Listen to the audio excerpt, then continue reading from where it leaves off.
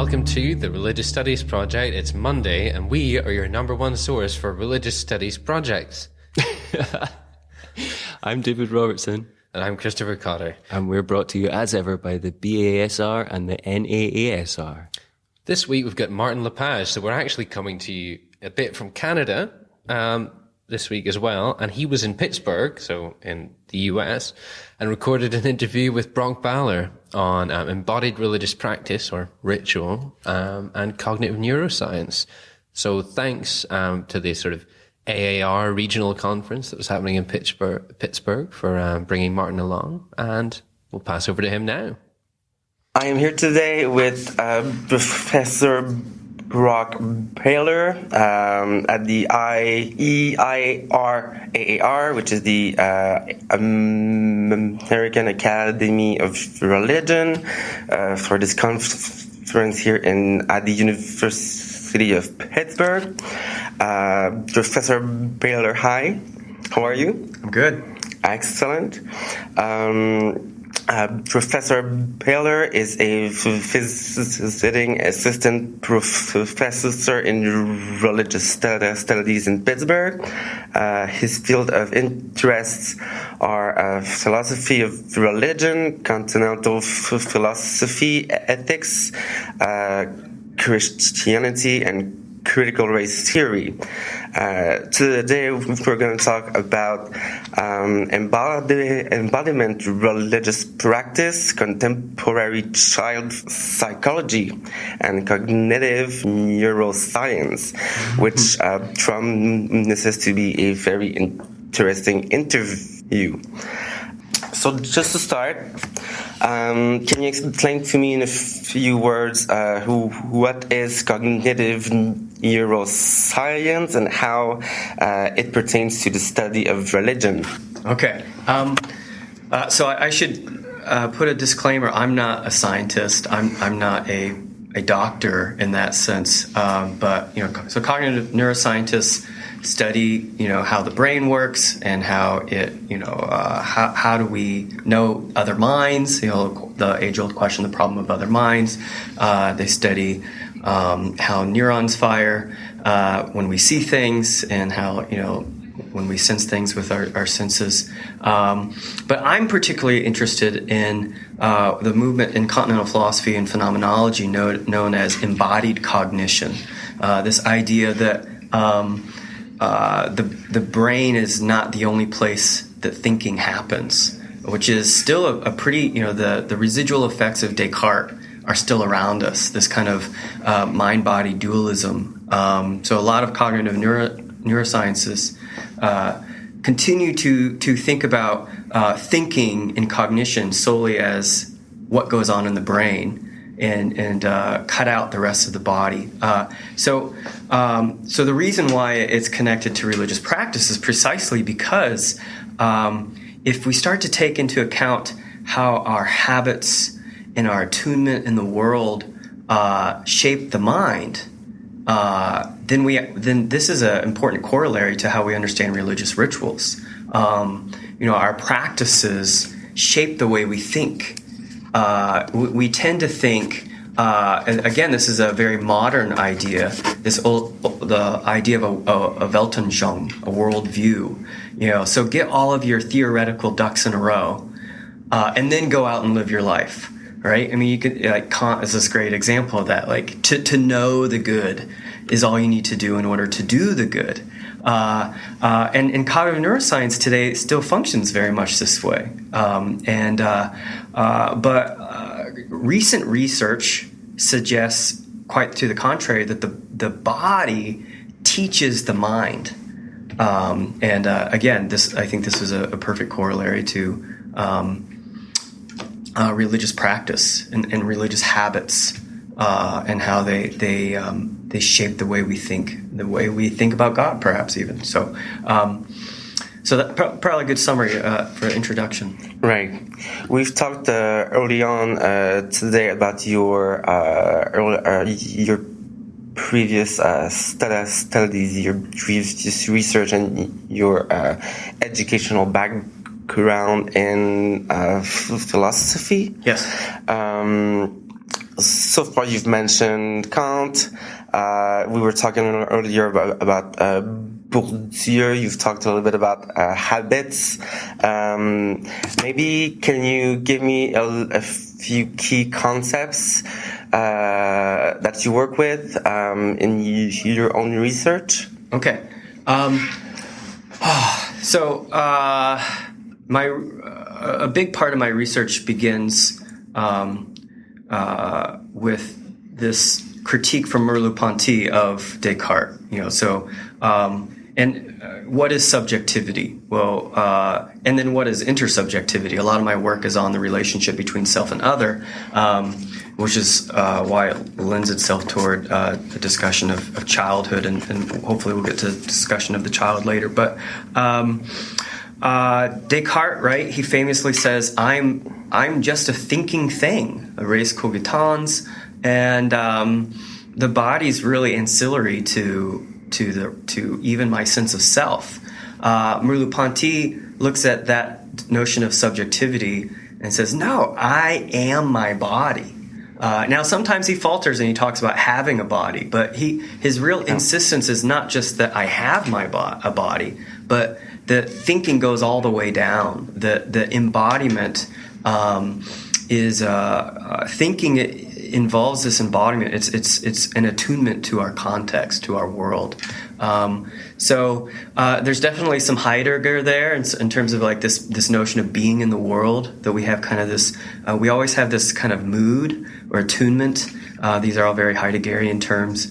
And that, which means that our environment is always shaping us and telling us what to think. In that sense, some embodied cognitive thinkers, like Mark Rowland, suggest that thinking even extends out into the world. That, I'm for those who can't see me right now, I'm moving my hands, and the reality is, I think we actually our gestures when we talk, they're not ancillary to the process of thinking. They actually help us to think. They help us get our idea across. So they're not just kind of this secondary process. They're part and parcel of what thinking is. So Merleau-Ponty's notion of embodiment of this, he talks about the self as flesh. That the internal and the external are not.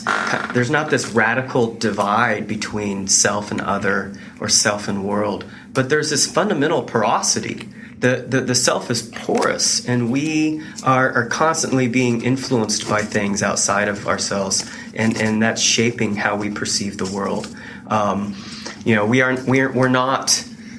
This would be a huge critique of, say, like the idea that we're monads. We living in our houses with just windows, right? I think Spinoza or something like that. So, very much a critique of all these modern notions of the self as this like autonomous, self-reflective self, that's what it means to be human. But in contrast, one of the problems with Descartes and Kant and Piaget and Freud and a lot of these early even psychologists is that they kind of assume that the autonomous self is and the self-reflective self, the one that is capable of kind of like theoretically thinking about thinking, is what makes you a human. But then infants aren't humans, if that's the case, because they haven't arrived at that type of thinking, and we assume that's you have to kind of have that for there to be any type of sense. The French word of sens, the meaning not just your senses, but an orientation or a meaningfulness about your world. But the reality is we already have that before we learn language and before all of these different self-reflective activities. Right. Can you tell me in that sense a little bit about your approach to research? What do you do exactly, and how do you work that research? You're not working in anthropology? How does working on child psychology within a religious framework works. How do you do that? Right. Okay. So, I don't claim to be a psychologist either. So I have this strange confluence of interests that hopefully work between psychology, philosophy, religious studies, and suddenly now I'm dabbling into cognitive neuroscience. But I should say a lot of the discussions of subjectivity in cognitive neuroscience stem back to studies of infants and child psychology. So there's actually a very strong connection there. So how do I do my research? My first book, which is coming out, it's called Childlike Peace in Merleau-Ponty and Levinas, Intersubjectivity as a Dialectical Spiral. It's coming out with Lexington Books later this year. It was very much a phenomenological approach. Let's examine the parent-child relationship as it is in practice. And I have 2 kids, and it was very much a kind of this personal process of marrying my research with my home life. I hope my children don't feel like they were a pet project or something like that. But then combining those personal experiences with just lots of reading. Merleau-Ponty, who I mentioned before, most people only think of him as a philosopher, but he was actually the chair of child psychology at the Sorbonne before Piaget for, I believe, about 5 years. So his child psychology work influences me greatly. So lots of reading so my training is in phenomenology and continental philosophy, and I'm very much dependent on a lot of these authors that are working in cognitive neuroscience and phenomenology and child psychology and phenomenology. Right.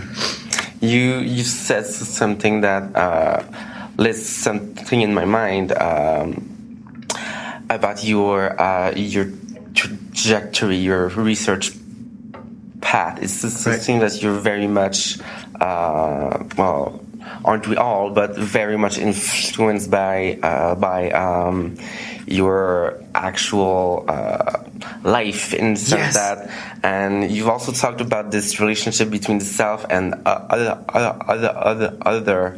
How do you see that pertaining to religious studies in general? Do you think that this is something that should be furthered in religious studies? Right. So this actually has so much to do about religious practices and ritual.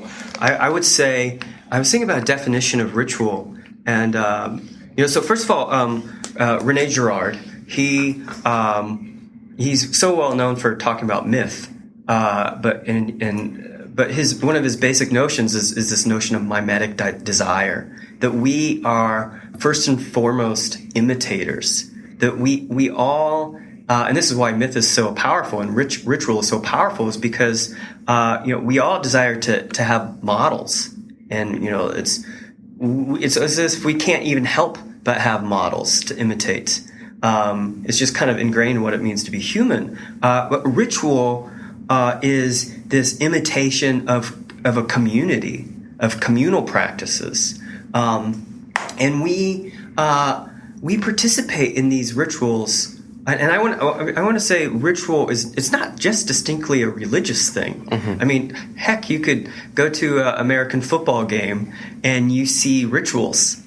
Or a baseball game. My love is baseball. You go to a sporting event, and people are engaging in all sorts of rituals that almost seem spiritual in a very deep sense. But that happens at a very early age, in the sense that we start engaging in imitation of other people's practices, engaging in rituals long before we even understand their full meaning, right? And actually, most of the rest of our life is unpacking a lot of that. I mean, obviously, this can be kind of a double-edged sword, right? Religious rituals.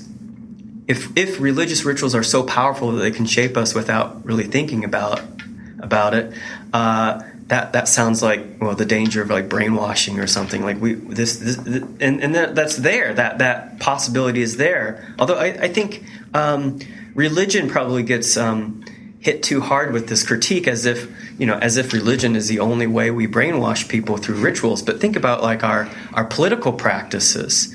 In America, the 4th of July is a ritual.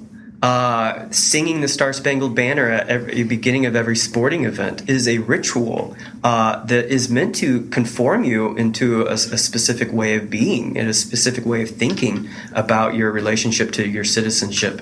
And some of these things are very good, right? We have we celebrate Martin Luther King Day. I mean and because we have that value, and precisely by celebrating that and engaging in those practices, the idea is that will help conform people to that value of equality and civil rights. So this happens very, very early, right? So watching my kids, they start imitating how I hold things. They start, one example I used with my college students, I have this habit of leaning back in my desk chair and putting both hands behind my head and kind of resting my head on my hands, leaning back.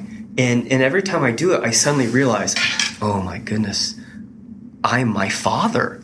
I am the spitting image of my father. Like it's not like my dad ever said, oh, this is how you should rest your head on your hands in your desk chair. I just lived into that, his way of being. And so all the time, I'm living out those rituals. And again, rituals are this I want to make it this very broad category. We are engaging in rituals like this all the time, rhythms throughout our day. Like if your schedule is, wake up and you get your coffee and you listen to the radio and you get dressed and, you ride the bus, or all these things become rhythms and even rituals.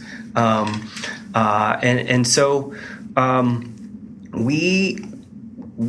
this has what Bourdieu says is they have a kind of a practical sense to them, a know-how. We don't have to, like, again, to refer to Descartes, we don't have to have this like self-reflective, theoretical, representational mode of thinking, like a conceptual form in our head of what that habit is that we're engaging in. We just do. We just, think about an athlete who performs a sport to the point where it's just, we call it like second nature. The body thinks on its own in this sense of these habits. So they can become very, for better or for worse, they become very ingrained. And yes, like, I say this, you can disagree with that history. You can, forsake your parents and the upbringing that they gave you, whether that's politically or religiously or educationally. But you can't erase it. It's there, and it does send you on a kind of trajectory for the rest of your life. So how do you see the relationship between this educational aspect of rituals or rituality and this, this is how, this is who I am, this is what I do, this is how I do it. How does the other influence the other? Okay. What's the, like, is it a cycle that keeps rolling? Right. Okay. So, the subtitle of my book is Intersubjectivity as a Dialectical Spiral. And this is, again, in many ways influenced by Levinas and Merleau-Ponty, both 20th century French philosophers. And they're looking at the history of Western philosophical tradition of the self-other relationship. And there's basically two traditions. One is the Cartesian one, and Kant's kind of influence in that. And to some degree, Edmund Husserl, who basically think that the early Husserl, I'd say, the self is completely autonomous right? And the other is not needed for my sense of self. You definitely see that in Descartes, right? I can arrive, I get certainty through just my own understanding of my own self. So that notion of this isolated, autonomous individual who can be detached from embodiment and society, we got that tradition. The second tradition is kind of this thoroughly negative one, this notion of Hobbes, of the war of each against all. Hobbes basically says we need politics because our nature is to kill each other. That our desires are so self-interested. And then you see the same thing recur over and over. Hegel, the master-slave dialectic, and I find out that I need your affirmation for my own identity, but before I get there, I'm trying to kill you. I'm trying to, master you, and again, even Sartre, who was a contemporary of Levinas and Merleau-Ponty, kind of famously talks about the gaze of the other, that the other objectifies me, and the other calls my existence into questions and inhibits the freedom of my possibilities. And again, Merleau-Ponty and Levinas both mention the parent-child relationship, and I excavate that. And then bring it into conversation with contemporary child psychology and cognitive neuroscience, and we say, well, wait a minute. Again, all these guys are assuming first this self-reflective, autonomous self, the cogito, an ego, who then encounters another ego. But that's not how we first interact with other people. Let's look at the parent-child relationship, and when we look at that. It's actually, contrary to popular belief, it's not a one-sided relationship. We tend to think of the parent as the autonomous one, the one with all the authority, the one with all the knowledge, who is going to tell that child how to live their life. But after having two kids, parents don't have any idea how to be a parent when you become one, and nothing can really prepare you for that. So actually, the research shows that. Yes, of course, the child learns from the parent, but the parent learns from the child. There's this, it's a reciprocal, I talk about it as a dialectical spiral because it's not a closed circuit. It's not the circle. I mean, the problem with, say, a circle is, you see this in Descartes or, say, even Aristotle's notion of friendship that, like, I go, or in some other forms of like Lip's notion of empathy, that empathy for him is a projection of myself into you, so when I say I empathize with you, what I'm empathizing is basically with myself projected into you. So the other gets this would be Levinas's critique in that account. The other gets kind of eradicated and gets fused into the self. So the spiral says no, that this is open. We don't know where it's going. It doesn't. I come back to myself, but I'm in a different place than I was before. I'm qualitatively changed. I've arisen to this new level, and it's expansive. It's exponentially expansive. So rather than start saying the other closes my possibilities, no, the other opens me up to all sorts of new ways of being. So I'll quickly give you two examples from both sides in this way that both parent and child are teaching the other. So the parent, when you have a child, Merleau-Ponty says it changes the way you think about your entire environment. So easiest example, the electrical outlet, which is something that you just kind of just don't ever think about as an adult. It's just a provider of power for your laptop. It's now a death trap to your child. So it turns out everything's a death trap. The stairs are a death trap. Your bed, a child could fall off that. Like everything gets this profound new significance. It's a new sense. It's a new orientation. So the child is completely reshaping your identity. And then, of course, the parent is teaching the child but we have to, before we get to that, we have to admit that, Freud and Piaget were wrong in this idea that the infant's early experiences were just kind of this synesthetic confusion of the senses. Freud said that was Piaget. Freud says thought infants had basically no capacity to see, that they were just purely narcissistic, affective creatures. But the reality is, infants can already imitate behavior as soon as they're born. Infants already have a bodily schema. They already understand how their body works as a unit. By like 2 months, infants know that when they're being addressed and they look you in the eye and they respond, and it becomes this motherese, when mothers or fathers talk in kind of a high-pitched voice and then repeat things. Oh, it's so good to see you. You're so beautiful, beautiful baby. This is kind of a universal, internationally practiced ritual, and it actually engages the child to participate, and they know that they're being engaged with, and so it's very much this mutual. We could describe it as there's a mutuality, and yet it's an asymmetrical relationship at the same time. That's how I try to describe it. Right. There seems to be a lot of there seems to be a whole reflection on the blurred line between nature and culture, nature Yes. and nurture in your research. Yes. How do you see that work in terms of the body and in terms of practice?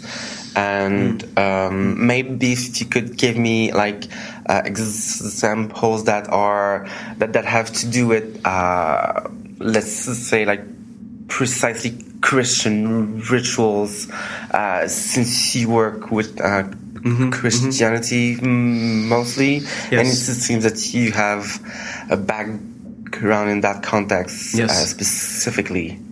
Okay. So nurture is our nature. Maybe one way to put it. We are. Culture is not opposed to our nature as humans. It's part and parcel of what it means to be human. And I would be. I'm not saying that is what completely differentiates us from the rest of species. So for instance, even elephants have like morning rituals. Elephants have amazing memories, and they go back to burial sites of their family for years, and they have more these very intricate morning rituals. So depending on how we define culture, right, we might see these types of behaviors in other animals as well. But to be human is to engage in these rituals. I mean, it's and so we are already attuned to practicing these rituals. Again, research shows an infant 45 minutes of age can imitate facial gestures. If you smile, they'll smile. And this isn't just a emotional contagion. It's not just like the cognitive neuroscientists would say. So we have mirror neurons that they fire not only when we perform an act, but they also fire when we see somebody else perform an act. So that is going on. But what we also see is that infants, so the next day, they'll try to perfect that smile even better. They'll try to make it look more like your smile, and which is crazy, right? They've never even seen themselves in a mirror. They wouldn't even recognize themselves in a mirror until they're like 12 months old, and yet they're capable of perfecting their imitation. So this is kind of just ingrained in how we behave, and we recognize human faces and distinguish them from day one. There's no problem of other minds, right? So how does that shape our religious practices? I mean, I think in general terms, we're already primed for them. So that would be my first point. Like we aren't. I say this in a paper I'm working on that I'll be presenting later. If I can get it the right way, we don't become ritual making or habitual beings. we already are.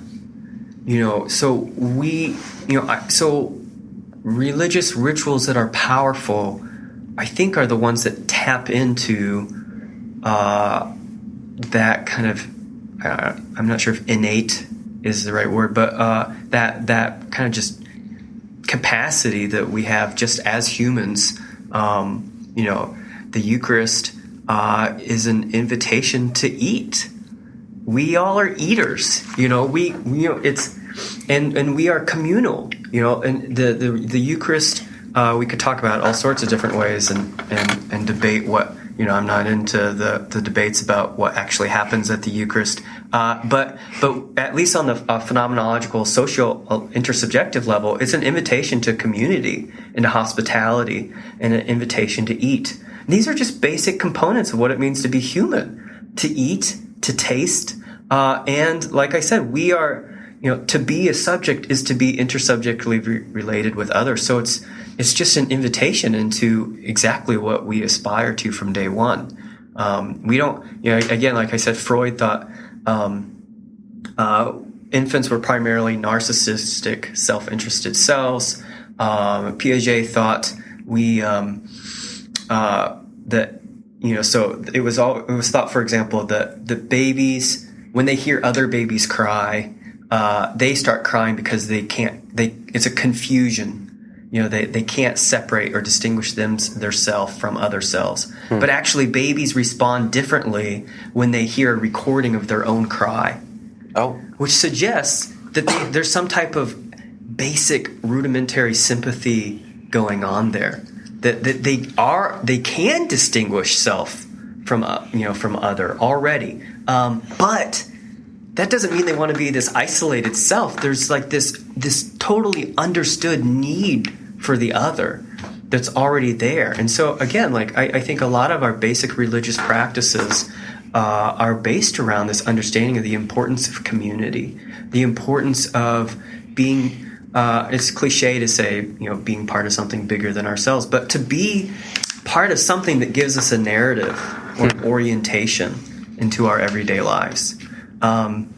Advertising works the same way. I mean, think like our consumeristic, capitalistic culture it's a narrative that we live into. And they probably advertising performs religious rituals better than some religions do. In the sense that they communicate this mentality. They tell you these truths through the medium, right? Of this commercial. And then you decide to live into that. And by living into that, you embody those beliefs.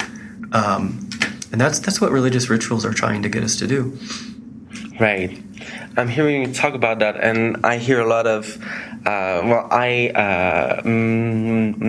research is a lot about gender studies and queer theory, in which concepts of agency and performance are central to work at all with these concepts. Like, let's just say agency, this idea that we are kind of free to act upon our own lives, but this freedom is always limited to social and cultural, economical context in which we live. How does that pertain to your research? Right. Okay. So that's a good one. So Merleau-Ponty, I'm piggyback off him again. He tries to kind of thread this needle and create this third way between. Right, Sartre's claim that we have this robust libertarian freedom to just choose whatever possibilities we want, and on the one hand, on the other hand, there's kind of like Foucault, who basically says, you are precisely what the power structures of your society have told you are, and Merleau-Ponty says neither of these seem very satisfying because we are imitators. And so society, agreeing with, like, say, Foucault and the structures of our society, yes, they shape us, right? Language influences the way you think. Even though, again, we have to admit, infants think with that pre-verbally. Infants think they have memory without language. So you think, that should explode your head a little bit. Like, that. So we, what's going on there? We can't say entirely. But so we're not all thinking is linguistic, but it might still be symbolic. So yes, our habits ingrain us. They create, these are like well-worn pathways, and our habits are formed by our parents, by our upbringing, and all these different things. But on the other hand, where does novelty come from then? I mean, where does creativity come from? Where do new ideas come from? Where does the capacity to question the status quo come from? So, precisely because my self is expanded when I encounter other people, that suggests this capacity for growth and the incoming of the new, the unforeseen. I mean, the other is some type of shock to me. It introduces something new, even about myself. So we could be having this conversation, and you could ask me this question, and it pulls something out of me, some idea I've always had, but I never verbalized it. And all of a sudden, I'm like, wow, I didn't even realize I thought that. But it was precisely through this relationship with this other person that was drawn out. So I think we need to at least call this, right, like a dialectic that never ends between agency and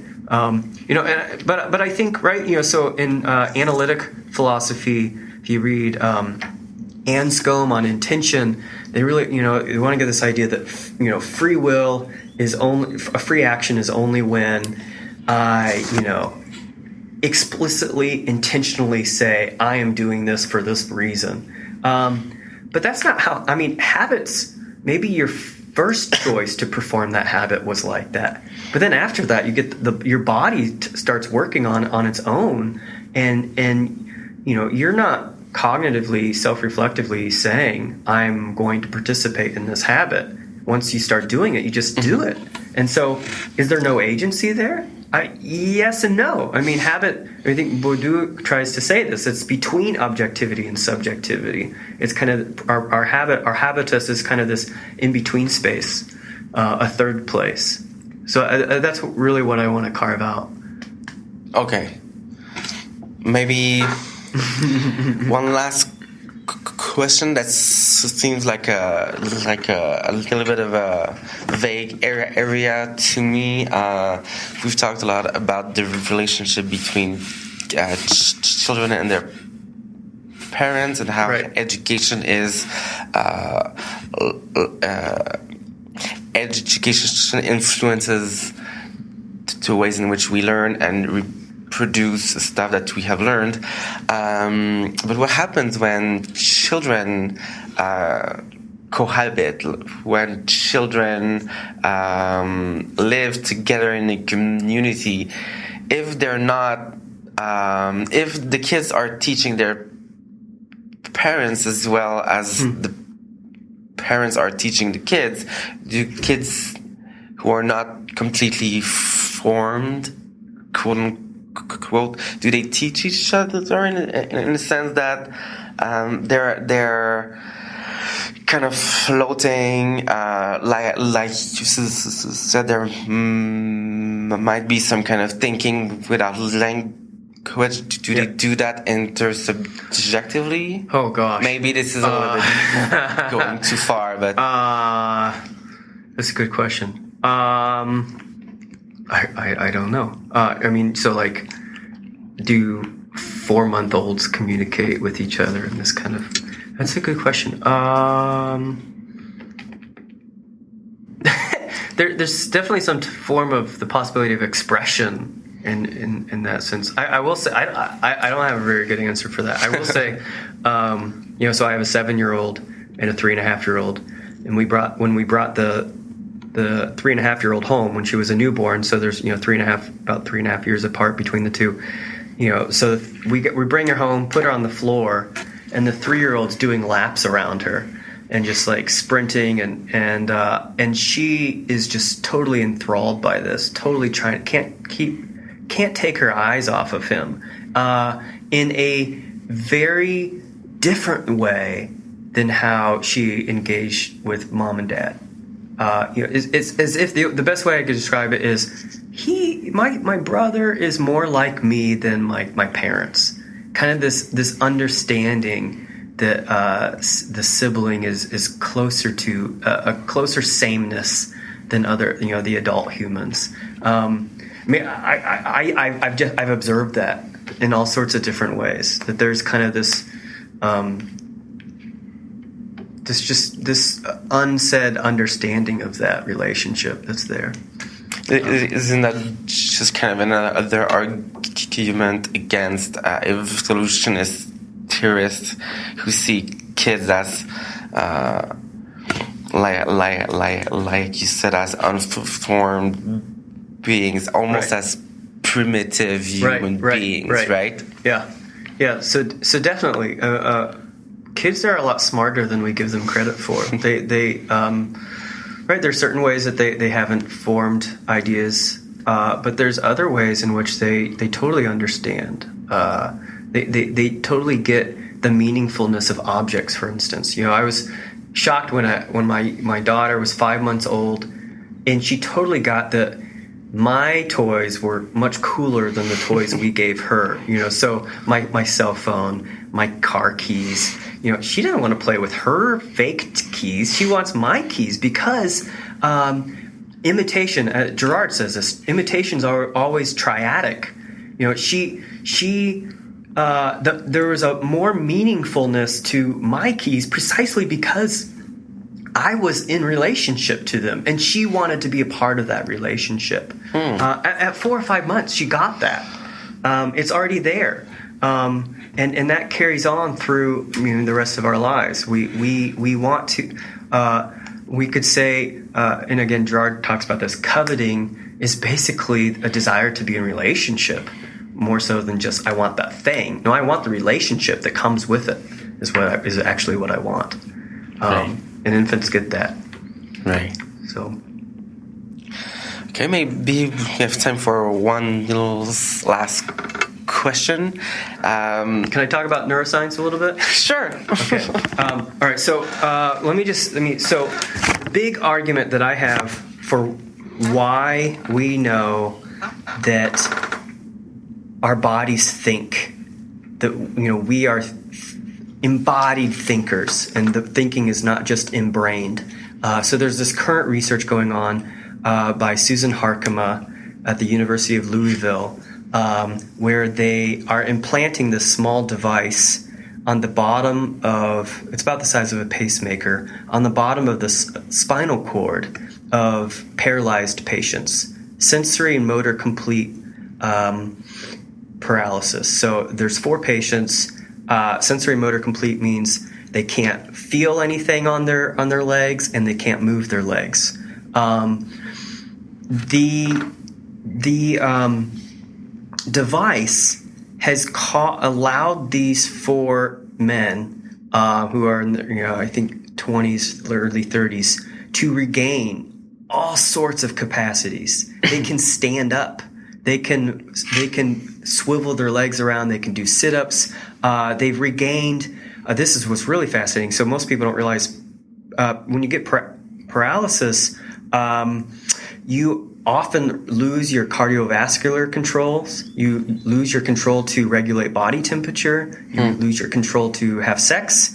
You lose your regulation of the flow of blood through your veins. All of that has been regained by these in these 4 individuals. And here's the kicker: even though there is the study is showing there's no complex data coming from the brain. So the spinal cord's still detached from the brain, and they're capable of performing all of these behaviors. And all that like basic bodily stuff, the regulation of temperature and the cardiovascular aspect, that is now happening even when the device is turned off. So the body has been reawakened to its possibility in the world. It's like it brought it out of this slumber, and now it's like, no, I should start bringing in information again and engaging with my environment. So the conclusion is they have two theories right now. Either the spinal cord, so when the device is turned on, they can stand up, they can move their legs, they can feel the wind in the hairs of their legs. The first theory is the spinal cord is thinking on its own. The spinal cord is just as intelligent as the brain. This is what Susan Harkema, the lead researcher on this, says. The spinal cord is figuring out how to respond to its environment. And the second theory is that the spinal cord is actually teaching the brain new pathways. Our brain is actually very plastic and malleable. We can alter our brain. And so the theory is our body is retraining the brain how to work in this environment, at least to get some sense of agency, like the act of will. This is not an involuntary reflex. These people say, oh, I'm going to lift my leg up, and they can do it, even though the brain's not functioning in relationship with the spinal cord the way it should. So what does this reveal? I think what this reveals, why can they do this? I think it's because they've had thousands upon thousands of days of using their legs, of moving their body, and the body is just tapping into those years of habits, of these well-worn pathways of walking and standing and moving the legs. So. What the corollary of that for religious practice? I mean, think about this. Like, if that's how walking is, I mean, that's how all of our religious practices are. They become kind of resources or storehouses for ways of being in the world for the rest of our lives, and can be even after a fundamental fracture like paralysis, they can be reawoken and we can dive back into them and use them. Right. To end maybe on a funny note. Okay. Are we entering zombie territory there? I thought about that. I mean, the idea of the zombies, right, Walking Dead, is that they're using just this one little tiny spot in their brain, and that's why they don't have all these other functions. So I don't know. I don't know. I don't know how much further I could go down that route. We need to change the way we think about thinking, and the problem is it's so pervasive in how we think about this, that cognition is what happens in the brain, and that even our language fails us here. We have to rethink these very terms, to think about how we are primarily movers first, and then we become kind of self-reflective, higher-level thinkers. And there's nothing, that's not to disparage higher-level thinking. We need that too, but most of what we do on an everyday basis is this very, we don't have to think about putting our clothes on in the morning and whatnot. We just do it. How many times have you've been driving someplace, and you get there, and you're like, how did I get here? I don't even remember. It was just this habit. You've been to work so many times that you don't even have to think about driving to get there.